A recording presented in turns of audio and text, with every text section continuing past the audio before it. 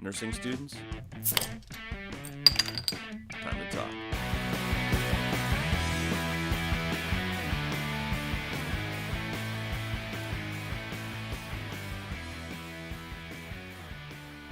Welcome to the Real Talk School Nursing Podcast. I'm your good and faithful host, Michael Smith.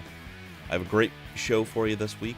I'm recording pretty late tonight, so please excuse any yawns that might happen. I went over to my cousin's place, and one of his dogs just had a litter of puppies, and when I left, there were 8. They are just about the most beautiful thing in the world, and I'm really looking forward now to the next 8 weeks. Much more so than I was when the only thing I really had to look forward to was the end of the term, which seemed to slow time down to a crawl. Also, as promised, listen for the end of the show as I'll announce the winner of this week's giveaway of these beautifully laser-etched Yeti tumblers and ramblers and the 16-ounce thermos food jar. They turned out beautifully, and I'm really excited to share them with you. So, let's get going. But first, our sponsor for this segment is none other than Bircham & Grossman's day-old countryside fish market. You know, we're all strapped for cash, but why spend your hard-earned money on fresh fish when you can spend less money on a slightly older fish? Let's be honest. Is a day-old fish sitting in the sun really that much different from a fresh-caught fish that's sold at oceanside markets? They certainly don't seem to think so. Some of the fish might be slightly older than today, but that just means it's discounted even more. Cook it over a campfire, and you'll never be able to tell the difference between necrosis and good old campfire char. So go down to Bircham & Grossman's day-old countryside fish market right across from the Sunset Motel and RV Park in Belle Fourche. Mention the Real Talk School of Nursing podcast for a free basket of raw crustaceans. You can take them fresh, or just for $8 more, they can be shipped by the U.S. Postal Service. So stop down at Bircham & Grossman's day-old countryside fish market. Streetside parking and public bathrooms available for all paying customers. All right, well, let's get back into it. I'm just about to pop open a little brewski here. I'm actually found an Ihanger, which is an Oktoberfest, and it's one of my favorite beers ever. I've said before that I'm like a German Pilz kind of guy. I'm a German beer kind of guy. So that's just the way things go. And here we go. So here it is. And of course you can't drink it out of the bottle. You have to have it in, one of like a very large mug, a stein, if you will. And you can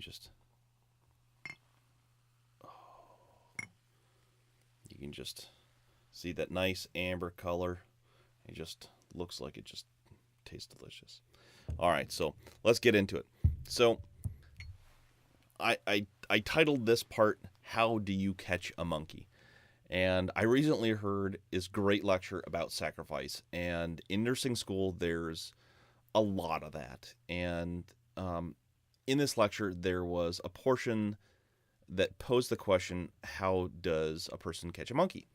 So a monkey trap is essentially a large jar with a neck that's just wide enough for the size monkey you're trying to catch to slip their empty hand into it, right?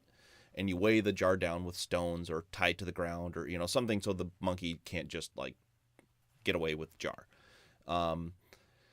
And you sparingly spread some delicious fruit around the jar, enough to attract the monkey, but not enough to fill their stomach. And then you put some fruit in the jar, and the monkey will come along, slip their empty hand into the jar, and you can, as the monkey grasps the fruit inside of it, you can, as a now successful monkey catcher, can literally walk over to the monkey and pick them up, and now you will have a monkey.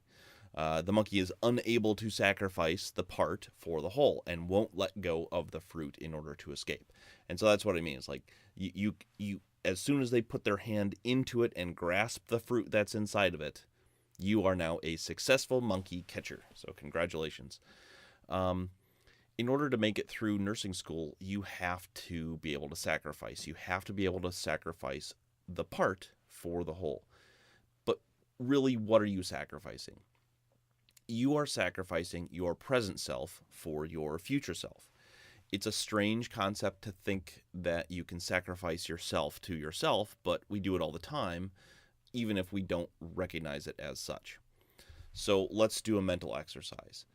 If we thought about your future self as a different person, so instead of Michael, it's Michelle, or, whatever, what would you give as advice to someone in a situation, that they faced, who, very similar to yours? And of course, we would give them all the proper advice. We'd never give them bad advice.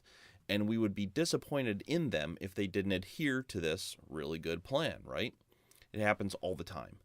Someone we know and someone we love, someone we want the best for, asks for our advice. And, in that process, they expose their innermost fear. They tell us their hopes and their dreams, what they're trying to accomplish. They expose their weaknesses and their worries. And when someone does that and they ask you for advice, that's a strong measure of respect, I think, from them to you. So when that person doesn't seem to take that advice and goes in a different direction, I think most people feel two things, or at least two things. The first one is disrespected. They must have, there must have been something in your advice or in you that clearly wasn't worthy, and perhaps you felt, you feel in the end that you wasted the investment of your time.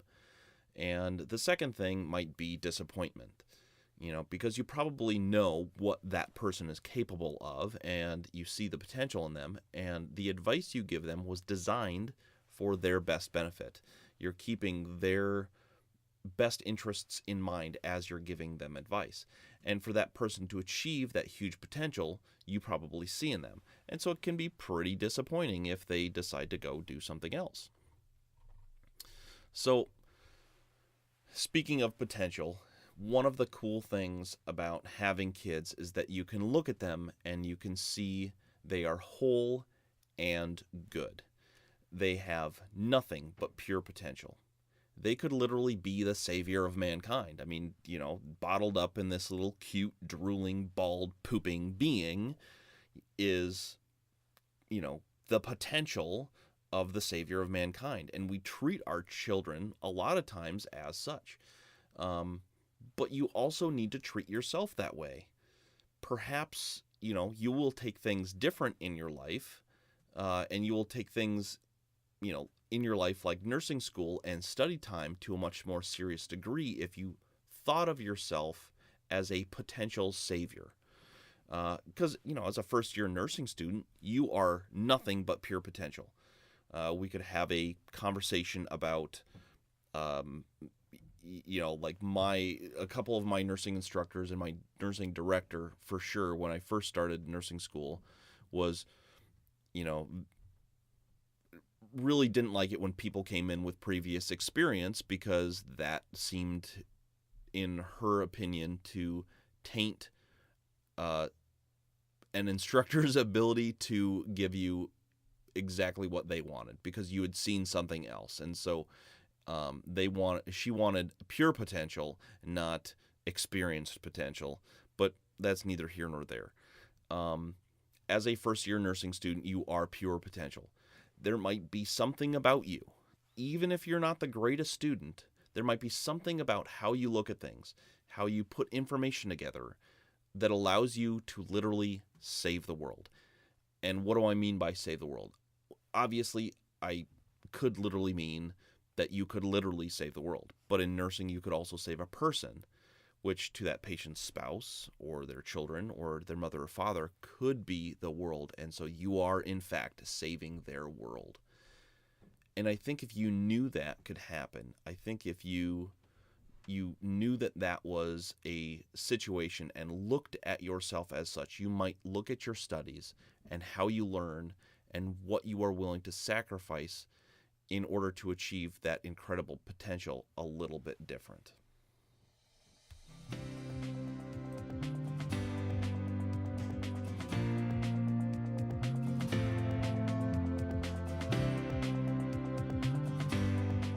Sponsoring this segment of the Real Talk School Nursing podcast is NRSNG.com. Go to the Real Talk School Nursing Facebook page or Twitter feed and click on the link to get your $1 trial. I found NRSNG.com as a first-year nursing student, did my trial, and was hooked. Since then, NRSNG.com has added tons of great content and continues to add more. NRSNG.com is a complete education platform for nurses and nursing students and includes audio and video courses, cheat sheets for referencing information quickly and easily, a mobile app, a huge question bank, and a solid simplex. NRSNG.com is a complete solution. Not just preparing students for a test, NRSNG.com provides a home base that members can reference anytime as a nurse.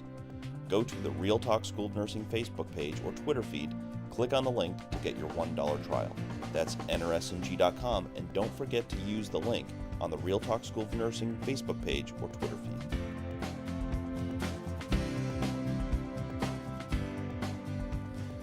Okay, so welcome back. Let's talk about some of the things that I've heard from listeners this past couple of weeks. So, one of the listeners wrote in, and I'll just read verbatim. I do meetups with a study group when our schedules allow it. I am accessing videos online. Is there any advice you have for me? What can I do? What else can I do? And this has to do with like a pharmacology class. The best advice that I can give you is to find a place to study, like in the library, where there are as few interruptions as possible. I don't know about you. I find it nearly impossible to study like in a coffee shop. Some people need that chaos around them because it just kind of helps keep them awake and jars their attention and kind of keeps things moving for them. For me, it's so distracting. One of the last times that I went into a coffee shop, like I swear to God, the coffee maker was like the loudest machine I've ever been around in my entire life. And there was this this lawyer who sat next to me, and I mean, there was no, client privilege. There was no confidentiality whatsoever with this guy. He was just wow, wow, wow. I mean, you could hear him. And so, I always carry earplugs in my pocket. So I like, and they're big orange things. So like throw these things into my ear and I look at him and I'm just give him an incredulous look. And he just looks at me dumbfounded, like, I can't understand why this guy seems upset. And he just, wow, wow, wow, wow. His like no inner volume whatsoever. And so I'm just like trying to write this paper. I'm just trying to do something because I had time between, two things. And it's like, okay, I just need to, I'm not going to get any work done if I go all the way to this destination. And because of traffic, I had to leave too early. And so I was in this weird limbo of time and I just needed to go someplace. So I went to a coffee shop and it was a really bad decision overall. But the best advice I can give you if it were me in your situation is to go find a place to study in the library. Or if you have like a decent place at home, you create a space for yourself, where there's as few interruptions as possible. There's as few distractions as possible. And everybody's different. Like for me, it's totally okay for me to have I have all my textbooks lined up in front of me, and that's totally fine. That doesn't distract me. For other people, they need like a clear blank wall or whatever. But whatever it is, go there, turn your phone on silent. Like if you have a spouse or something like that, or, you have kids and so you have to like keep your phone on for emergencies, fine. Put that under the favorites so those calls come through when your phone's on silent. But turn your phone on silent. Don't have email open on your computer. For me, like I don't work on multiple assignments at once, so I'm not trying to like study for a test and try to write a paper at the same time. I really try to differentiate those time periods. Find out who is doing the best in your class at the subject you're struggling in and become their best friend. When are they studying? Clear your schedule for that time. Sorry, I'm getting dry, so I'm going to take a little sip of this here. Eyinger. Oh, it's so good. So When are they studying? Clear your schedule for that time. What are they studying? How are they prioritizing information differently than you are? For me, I love whiteboards. I love them. You can put everything on them. They're on this big, huge thing in front of you. You can put tons of information, and you're seeing how information flows. You're seeing things from beginning to end, not just on little choppy, pieces, what you can see on a small computer screen or, in your notebook, one page at a time. You can see, an entire subject, and that to me is very, very helpful. But get it in front of your face where you can see the big picture. And then people who join you can say things like, I don't think that's important. Or things like, I think you missed such and such. Whatever it is, like other people can come into the group and say, oh, well, I think you missed this thing. And then write it in. And again, you have it right in front of you. Take pictures in between, sessions, in between subjects, by the way. I think if you go back to listen to episode 54, I think I talk about my Pharm course and, where I struggled with that. But I think the key to it was I was studying things that seemed important to know in order to be a knowledgeable nurse. And if nothing else, I'm a pragmatist. And I don't think they design tests based on the need of a future nurse, but on random facts within the subject that they can write questions about. I think it's just, I literally think that it's just random. That said, I've been on NRSNG for like I think about 2 years. And I think their online content is some of the best that's out there.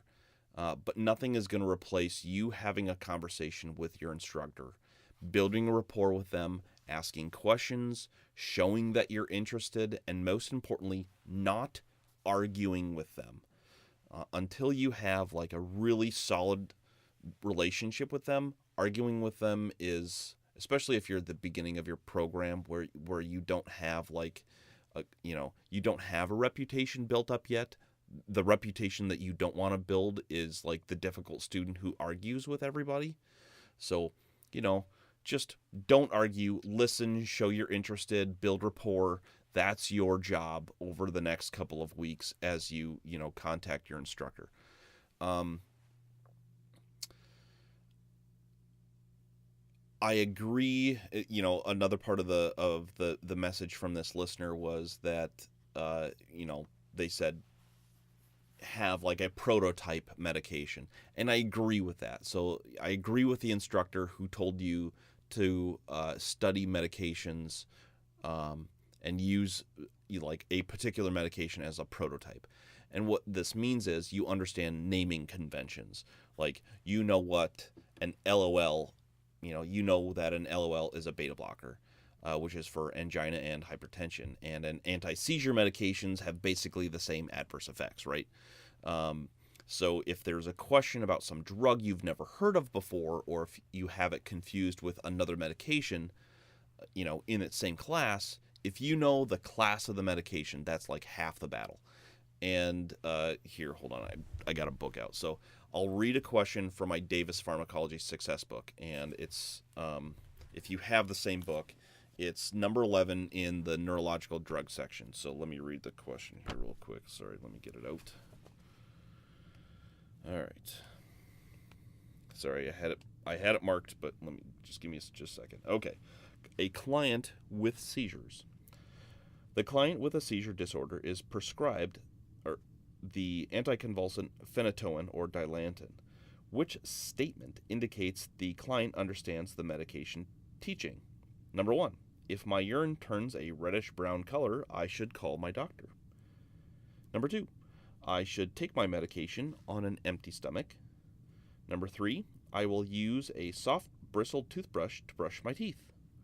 Number 4, I may get a sore throat when taking this medication. So let me go to the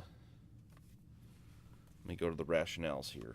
So number 11, Dilantin may cause the client's urine to turn a harmless pink, red, or reddish-brown color. Therefore, the client does not need to call their healthcare provider. Number 2, the client should take Dilantin at the same time every day with food or milk to prevent gastric upset. Number 3, and this is the correct answer, the client should use a soft, bristled toothbrush to prevent gum irritation and bleeding. Gingival hyperplasia, or the overgrowth of gums, is a side effect of this medication.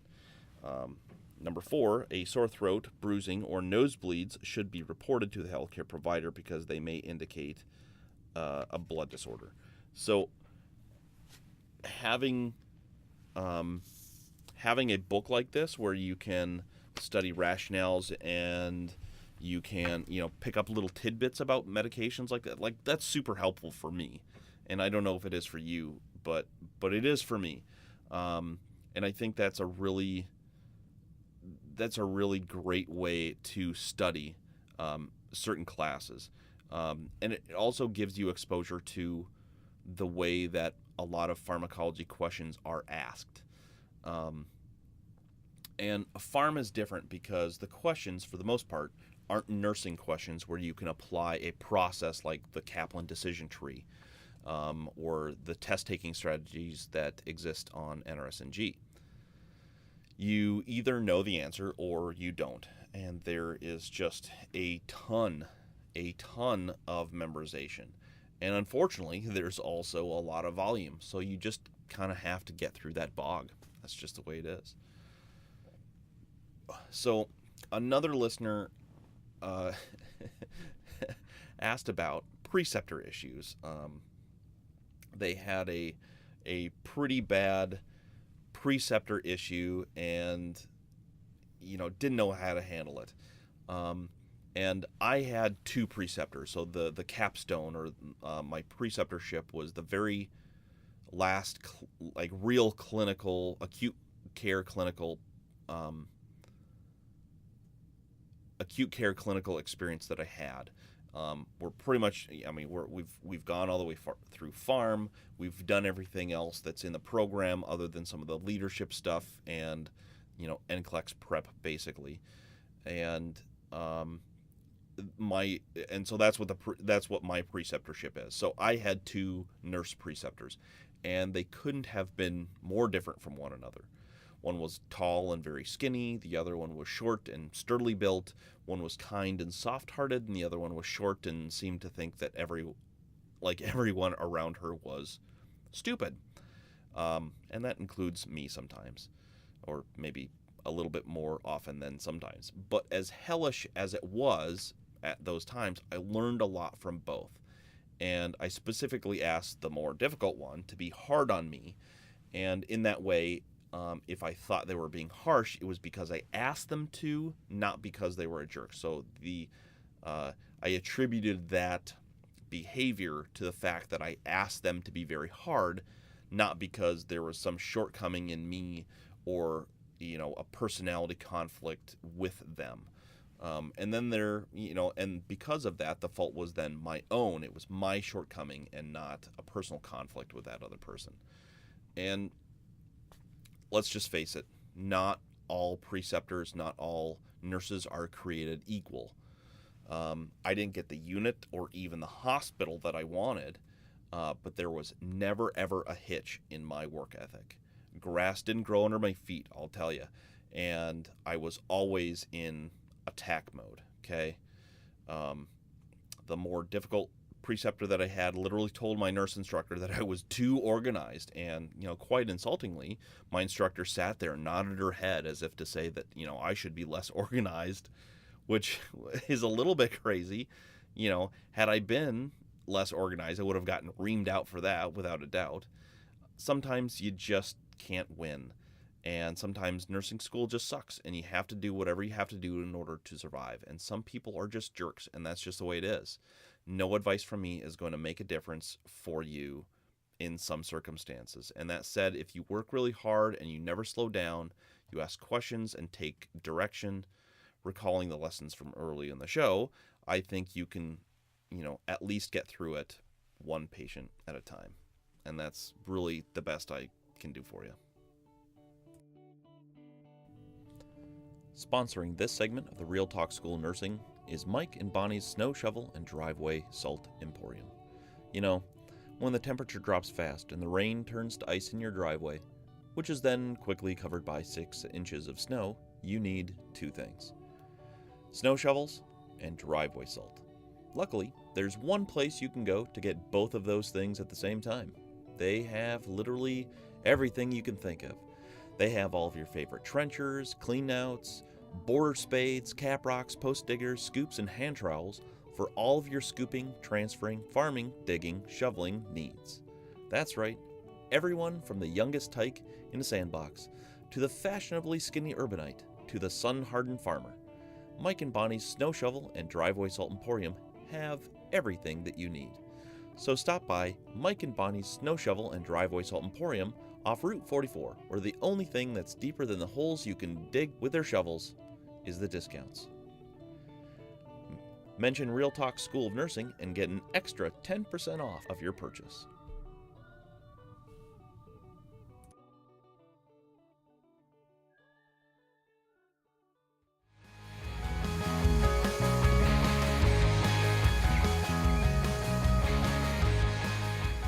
Okay, here we go. It's the time for the giveaway. So here's the deal.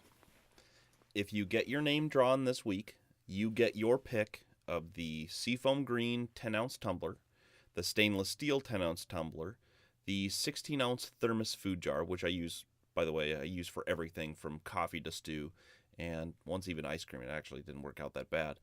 Or the 18-ounce stainless steel Yeti Rambler bottle. I picked this stuff because it's the stuff that I use and it's the stuff that I know works.